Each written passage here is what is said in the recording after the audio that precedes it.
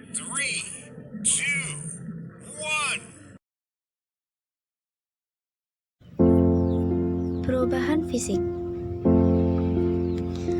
Manusia dalam perkembangannya selalu memiliki keunikan sehingga dalam proses perkembangannya tersebut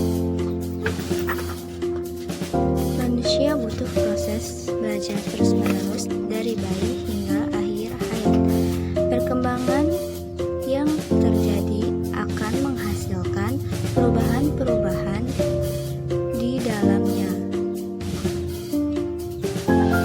Perubahan pertama yang dialami yaitu pada fase bayi, di mana kita, terutama saya, belum mengerti apapun dan belum bisa apapun.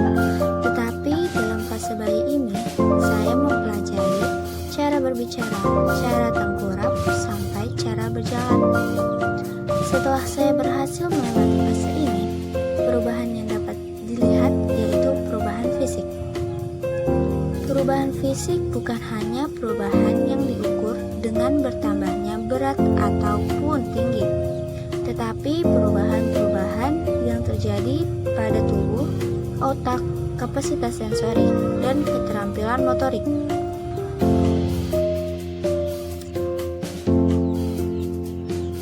Usia terus bertambah, begitu pula perubahan terus-menerus dialami.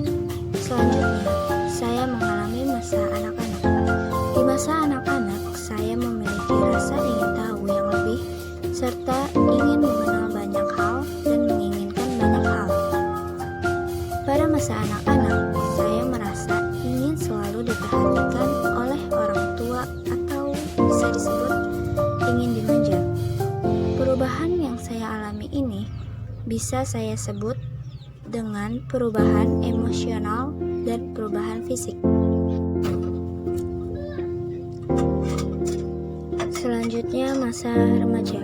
Pada masa ini, banyak sekali perubahan-perubahan yang terjadi, seperti perubahan nilai.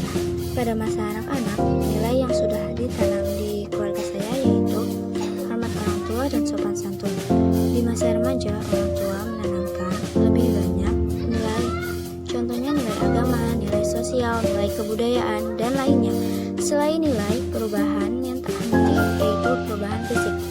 Masa remaja adalah masa peralihan dari masa anak-anak menjadi masa dewasa. Masa ini terjadi pada rentang umur 12 sampai 20 tahun. Dalam masa remaja,